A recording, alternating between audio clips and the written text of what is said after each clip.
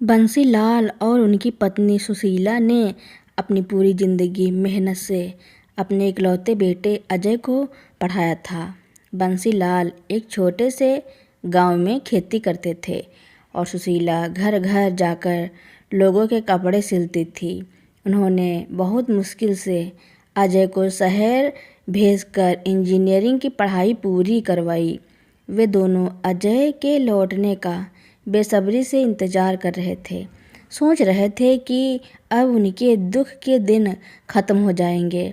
अजय ने पढ़ाई पूरी कर ली और उसे शहर की एक बड़ी कंपनी में अच्छी नौकरी भी मिल गई। वह अपने माता पिता से मिलने के लिए गांव आया तो सुशीला ने खुशी खुशी उसका स्वागत किया। बेटा, अब तेरी नौकरी भी लग गई है, तू यहीं से काम कर सकता है। तू अब यहीं रुक जा, कहीं मत जा। सुशीला ने अपने बेटे से कहा। माँ, क्या तुम भी कैसी बातें करती हो? मुझे शहर में रहना होगा काम के लिए। मेरे पास तो एक बड़ा ऑफिस और एक लैपटॉप भी है। अजय ने अपनी माँ को समझाते हुए कहा। बंसीलाल और सुशीला दोनों ने बेटे की बात मान ली और उसे खुशी खुशी वापस शहर भेज दिया। वे दोनों गांव में रहकर बेटे के सुखद भविष्य का सपना देखने लगे। कुछ दिनों बाद अजय ने अपनी माँ को फ़ोन करके बताया कि उसने नेहा नाम की एक लड़की से शादी कर ली है। सुशीला और बंसी लाल को यह सुनकर बहुत धक्का लगा। उन्होंने सोचा था कि बेटे की शादी बड़े धूमधाम से करेंगे, लेकिन अजय ने उन्हें बिना बताए ही शादी कर ली थी। एक दिन अजय नेहा को लेकर गांव आया। सुशीला ने नेहा का स्वागत करने के लिए घर को फूलों से सजाया था और एक थाल में दीपक जलाकर आरती की तैयारी कर रखी थी। नेहा ने जब यह सब देखा तो वह मुस्कुराते हुए बोली, अजय, यह सब क्या है? ये सब रस्में तो फिल्मों में ही अच्छी लगती हैं। नेहा को यह सब पसंद नहीं आया और वह बिना पैर छुए ही घर के अंदर चली गई। सुशीला को थोड़ा बुरा लगा, लेकिन उसने सोचा कि शायद नेहा शहर की है, इसलिए उसे इन सब की जानकारी नहीं होगी। नेहा घर में आकर चारों तरफ देखने लगी। घर बहुत ही छोटा था और उसमें सिर्फ 2 कमरे थे। एक में मिट्टी की दीवारें थी और दूसरा भी कच्चा ही था। घर के बाहर एक छोटा सा छप्पर लगा था, जिसके नीचे कुछ लकड़ियाँ और गाय का चारा रखा हुआ था। अजय, तुम्हारा घर इतना छोटा है, मुझे तो सांस लेने में भी घुटन हो रही है। और यह क्या है? इतनी मिट्टी की दीवारें, क्या तुम सब लोग इसी घर में रहते हो? नेहा ने हैरानी से पूछा। नेहा, यह तो हमारा गांव है, यहाँ पर घर ऐसे ही होते हैं। पर तुम चिंता मत करो, मैं तुम्हें शहर में एक बड़ा घर दिला दूंगा। अजय ने नेहा को समझाया। शाम को अचानक से बारिश शुरू हो गई। बारिश बहुत तेज़ थी। देखते ही देखते घर की छप्पर से पानी टपकने लगा और दोनों कच्चे कमरों में पानी भर गया। नेहा यह सब देखकर बहुत घबरा गई। ओह, ये क्या है? बारिश के पानी से तो पूरे कमरे में कीचड़ हो गया। मैं इस गंदे पानी में कैसे खड़ी रहूँगी? नेहा ने चिल्लाते हुए कहा। सुशीला और बंसीलाल दोनों मिलकर पानी निकालने लगे।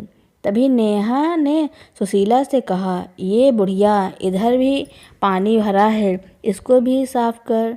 सुशीला ने नेहा की बात सुनी तो उनकी आंखों में आंसू आ गए। उन्होंने नेहा को समझाया, बेटा, तुम मुझे बुढ़िया मत कहो, मैं तुम्हारी सास हूँ। नेहा ने सुशीला की बात को अनदेखा कर दिया। अजय को नेहा की बातें सुनकर बहुत बुरा लगा, लेकिन वह कुछ नहीं बोला। उसने सोचा कि नेहा शहर की है, इसलिए उसे इन सब की आदत नहीं है। अगले दिन सुबह नेहा और अजय दोनों शहर वापस चले गए। उन्होंने अपने माता पिता को बताया कि वे अब गांव में नहीं आ सकते क्योंकि उनका काम बहुत ज़रूरी है। अगले कुछ सालों तक अजय और नेहा ने अपने माता पिता से कोई संपर्क नहीं रखा। अजय ने गांव में फ़ोन भी नहीं किया। बंसीलाल और सुशीला ने सोचा कि अजय शायद अपनी दुनिया में खुश है। समय बीतता गया। बंसीलाल और सुशीला ने एक साथ मिलकर अपनी खेती और सिलाई का काम जारी रखा। धीरे धीरे उन्होंने अपनी मेहनत से एक नया घर बना लिया। घर पक्का था और उसमें सारी सुविधाएं थी। उन्होंने गांव में एक स्कूल भी खुलवाया और गरीब बच्चों को पढ़ाया। दूसरी तरफ अजय की नौकरी छूट गई और उसे कोई और नौकरी नहीं मिल रही थी। नेहा भी अपने पैसे उड़ा रही थी, जिसकी वजह से उनके पास कुछ भी नहीं बचा। उनके घर का किराया भी बाकी हो गया था। वे दोनों बहुत परेशान थे। एक दिन अजय ने अपनी माँ को फ़ोन किया। माँ, मैं बहुत मुश्किल में हूँ। मेरी नौकरी छूट गई है और मेरे पास कुछ भी नहीं है। क्या तुम मेरी मदद कर सकती हो? अजय ने अपनी माँ से कहा, बेटा, मैं तुम्हारी मदद कैसे कर सकती हूँ? तुम तो इतने सालों से हमसे मिले भी नहीं हो और तुम्हारी पत्नी ने तो मुझे बुढ़िया कहकर अपमान भी किया था। सुशीला ने उदास होकर कहा। अजय को अपनी गलती का एहसास हुआ। उसे पता चला कि उसने अपने माता पिता को कितने दुख दिए हैं।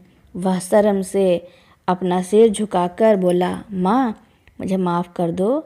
मैं तुमसे और पिता जिसे मिलने आ रहा हूँ। अजय और नेहा गांव आए और उन्होंने देखा कि उनके माता पिता का घर पूरी तरह से बदल गया था। घर बहुत सुंदर था। उन्होंने एक बड़ा सा घर बनाया था और उसमें सारी सुविधाएं थी। नेहा ने यह देखकर कहा, अजय, तुम्हारा घर तो कितना सुंदर है, मुझे यकीन नहीं हो रहा है। सुशीला ने नेहा और अजय का स्वागत किया। इस बार नेहा ने सुशीला के पैर छुए और उनसे माफ़ी मांगी। सासू माँ, मुझे माफ़ कर दो। मैं बहुत घमंडी थी। मैंने आपका अपमान किया। सुशीला ने नेहा को गले लगा लिया और कहा, ठीक है बेटा, तुम अब मेरी बेटी जैसी हो। अजय ने अपने माता पिता से माफ़ी मांगी और उनसे आशीर्वाद मांगा। उसने अपने माता पिता के सामने हाथ जोड़े और कहा, माँ, मुझे नौकरी की ज़रूरत है। क्या तुम मेरी मदद करोगी? सुशीला ने अजय से कहा, बेटा, मैं तुम्हें नौकरी कैसे दिला सकती हूँ, लेकिन अगर तुम चाहो तो हम तुम्हें काम सिखा सकते हैं। अजय ने अपने माता पिता की बात मान ली और उसने अपने माता पिता के साथ काम शुरू किया। उसने खेती और सिलाई का काम सीखा और अपनी पत्नी नेहा को भी सिखाया।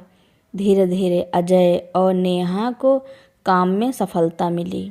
अजय ने अपनी मेहनत से अपने माता पिता के व्यापार को और बढ़ाया। उन्होंने एक साथ मिलकर काम किया और अपने परिवार को आगे बढ़ाया। आज अजय और नेहा दोनों एक साथ मिलकर खुशी खुशी रहते हैं। वे अपने माता पिता की इज्जत करते हैं और उनसे प्यार करते हैं। वे दोनों जानते हैं कि रिश्तों को बनाए रखने के लिए प्यार और सम्मान बहुत ज़रूरी है। वे एक साथ मिलकर काम करते हैं और अपने परिवार को आगे बढ़ाते हैं। वे सभी मिलकर खुशी खुशी रहते हैं। रिमझिम की बात सुनकर कामिनी जी कुछ और नहीं बोलती हैं। वे समझ जाती हैं कि उनका बेटा दिनेश बदल चुका है और अब वह अपने परिवार के बारे में नहीं बल्कि सिर्फ अपनी पत्नी नैना और अपनी सुख सुविधाओं के बारे में सोचता है। कामिनी जी अपनी बेटी का हाथ पकड़कर घर के अंदर लेकर आती हैं और कहती हैं, बेटा जो होना था वह हो गया, अब तुम ये सब बातें छोड़कर खाना खाने की तैयारी करो। तुम्हारे भाई और भाभी सुबह से आए हुए हैं, भूखे होंगे। अगले दिन सुबह कामिनी जी और रिमझिम ने अपनी बहू और बेटे को घर से बाहर जाने से नहीं रोका। उन्होंने सोचा कि शायद दिनेश और नैना को शहर में ही रहना पसंद है। समय बीतता गया। रिमझिम ने अपनी पढ़ाई जारी रखी और वह पढ़ने में बहुत होशियार थी। उसने अपनी स्कॉलरशिप से शहर में एक अच्छे कॉलेज में एडमिशन ले लिया। कामिनी जी ने अपनी बेटी के भविष्य के लिए बहुत मेहनत की।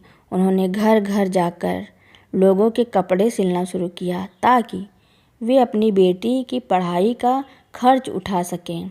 धीरे धीरे रिमझिम ने अपनी पढ़ाई पूरी की और उसे शहर में एक बड़ी कंपनी में अच्छी नौकरी मिल गई। उसने अपने माता पिता के लिए एक नया घर बनवाया और उन्हें अपने साथ शहर ले आई। एक दिन रिमझिम अपनी कंपनी में काम कर रही थी, तभी एक महिला वहाँ पर इंटरव्यू देने आई। रिमझिम ने देखा कि वह महिला कोई और नहीं बल्कि उसकी भाभी नैना थी। नैना को जब रिमझिम ने देखा तो वह बहुत हैरान हो गई। उसने कभी नहीं सोचा था कि उसकी ननद इतनी बड़ी कंपनी का डायरेक्टर बन जाएगी। नैना ने रिमझिम से मदद मांगी, लेकिन रिमझिम ने उसे मदद करने से इनकार कर दिया। भाभी, मैंने तुम्हें बताया था कि जब हमें ज़रूरत थी तो आपने हमारी मदद नहीं की और अब आप मुझसे मदद मांग रही हैं। नहीं, मैं तुम्हारी कोई मदद नहीं कर सकती, रिमझिम ने दृढ़ता से कहा। नैना बहुत शर्मिंदा हुई। उसे अपनी गलती का एहसास हुआ। वह समझ गई थी कि उसने अपने परिवार का अपमान करके बहुत बड़ी गलती की थी। नैना ने घर जाकर दिनेश को सब कुछ बताया। दिनेश को भी अपनी बहन और माँ पर बहुत गुस्सा आया। उसने अपनी बहन को फ़ोन किया और उससे मदद मांगी। रिमझिम, मुझे माफ़ कर दो, मैं तुमसे और माँ से मिलने आ रहा हूँ, दिनेश ने अपनी बहन से कहा। रिमझिम ने अपने भाई को माफ़ कर दिया और उनसे मिलने के लिए घर बुलाया। दिनेश और नैना ने जब रिमझिम और कामिनी जी का नया घर देखा तो वे बहुत हैरान हो गए। दिनेश ने अपने माता पिता से माफ़ी मांगी और उनसे आशीर्वाद मांगा। उसने अपनी पत्नी को भी समझाया कि रिश्तों का सम्मान करना बहुत ज़रूरी है। कामिनी जी ने अपने बेटे को माफ़ कर दिया और उसे गले लगा लिया। उन्होंने अपने बेटे से कहा, बेटा, मुझे खुशी है कि तुम अपनी गलती को समझ गए हो। अब तुम सब कुछ भूल जाओ और एक नई शुरुआत करो। इस तरह दिनेश, नैना, रिमझिम और कामिनी जी ने एक साथ मिलकर एक नया जीवन शुरू किया। वे सब खुशी खुशी रहने लगे और हमेशा एक दूसरे का ख्याल रखते थे। तो दोस्तों, मेरी कहानी सुनने के लिए आपका बहुत बहुत धन्यवाद। ऐसी ही नई नई कहानियाँ सुनने के लिए मेरे चैनल को लाइक, कमेंट, शेयर, सब्सक्राइब एवं बेल आइकन का बटन दबाना ना भूलें ताकि मेरी नई नई कहानियाँ आप तक पहले ही पहुँचती रहें।